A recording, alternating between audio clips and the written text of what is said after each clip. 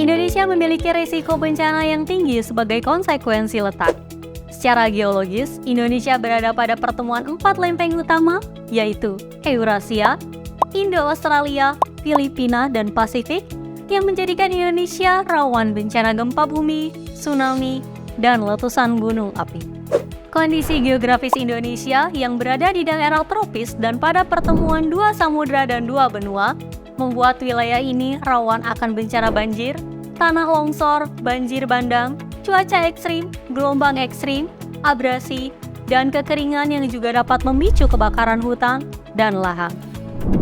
Indonesia memiliki 127 gunung api dan 69 diantaranya masih dalam keadaan aktif.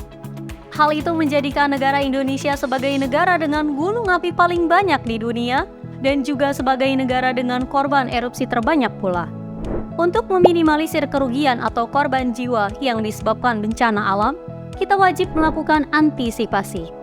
Hal ini wajib dilakukan dengan mulai melakukan pengurangan resiko bencana atau disingkat dengan PRB yang dilatihkan pada penduduk Indonesia yang berusia antara 16 hingga 30 tahun atau disebut pemuda.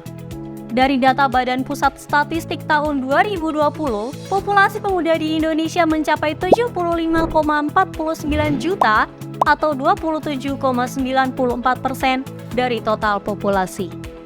Badan Pusat Statistik juga memprediksikan bahwa Indonesia diperkirakan akan mengalami bonus demografi pada kurun waktu 2030 sampai 2040. Artinya bahwa pada kurun waktu tersebut, kondisi masyarakat Indonesia akan didominasi oleh usia produktif antara usia 15-64 tahun dibandingkan dengan usia non-produktif. Hal ini menjadikan potensi besar untuk memanfaatkan pemuda sebagai agen perubahan. Terdapat beberapa penelitian tentang peran penting pemuda. United Nations Office for Disaster Risk Reduction atau UNDRR menyatakan, pemuda memiliki peran penting dalam merespon bencana dan dapat menjadi pilihan investasi bagi upaya kesiapsiagaan. Pemuda mampu mengadvokasi dan menjadi penggerak perubahan dan mendorong ketangguhan dalam masyarakat. Permasalahan di lapangan seringkali memposisikan pemuda sebagai korban atau objek dari kebijakan. Padahal, pemuda memiliki kapasitas dan potensi yang besar dalam upaya pengurangan resiko bencana atau PRB. Pemuda juga kurang memiliki kesempatan untuk terlibat aktif dalam kegiatan pengurangan resiko bencana, dikarenakan para pemuda ini belum memiliki pengetahuan yang cukup terkait PRB. Dan pemerintah juga belum memberikan mandat, tugas, dan peran secara spesifik kepada pemuda untuk terlibat aktif dalam upaya PRB. Apa yang bisa pemuda lakukan? Pemuda bisa terlibat dalam setiap tahapan siklus penanggulangan bencana.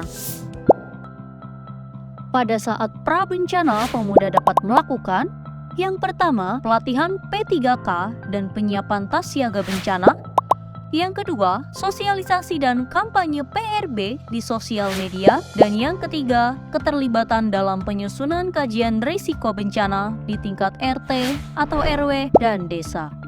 Dan pada saat tanggap darurat, pemuda dapat yang pertama, membantu pendataan korban dan kerusakan dan sistem informasi kedaruratan. Yang kedua, membantu distribusi logistik, dapur umum, dan kebutuhan dasar. Dan yang ketiga, pendampingan psikososial kepada anak-anak dan teman sebaya. Dan pada saat pasca bencana, pemuda dapat yang pertama, ikut terlibat dalam penyusunan kajian kebutuhan pasca bencana. Yang kedua, membantu memobilisasi warga dan bantuan pasca bencana. Dan yang ketiga, mengkampanyekan upaya PRB dan pemasangan rambu atau poster kebencanaan. Salah satu langkah PRB termudah yang bisa kita lakukan adalah memberdayakan anak-anak serta remaja dan memastikan mereka terlibat secara aktif dalam PRB.